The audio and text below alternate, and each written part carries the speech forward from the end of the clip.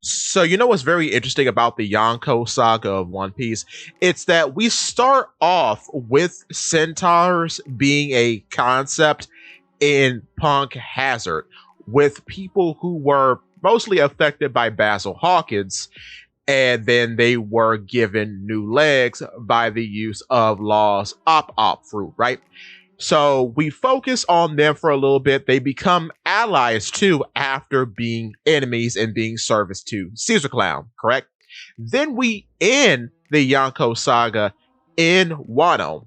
And in Wano, we are introduced to several centaurs again, but one important one named Speed, who would later be known as Porcella, who too was a very, I guess you could say, powerful in a way antagonist, but then too, thanks to the power of Thomas Dangos, she too, like Brownbeard before her, became a ally and then became a big protagonist, as at the end of the saga she became the adoptive mother of Tama. But what's also very interesting about this is that even though Basil Hawkins, I guess in a way, caused Brownbeard and the others to become centaurs at the start of the saga, he's working alongside the centaurs as a subordinate of Kaido towards the end, as Zoro fights him in the Wano arc, and then later, which is kind of like a, I guess, attached arc to Wano,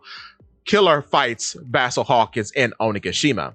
So in both ends of the saga, Basil Hawkins has some involvement, which is the most involvement he'll probably ever have in the story of One Piece, which is very sad, but also very funny because he kind of sucks. So I find that very interesting that we start with centaurs being like weird, devil fruit affected persons, and then we end with centaur or centaurs being weird devil fruit effective persons, but them also being allies. Also, I guess too, and this is an aside, but I guess Hamlet, the weird giraffe smile, could be considered a centaur. Had thought about that when I started this video, but yeah, he kind of is. How odd. Anyway, give me your thoughts and tell your friends about Polypede. What?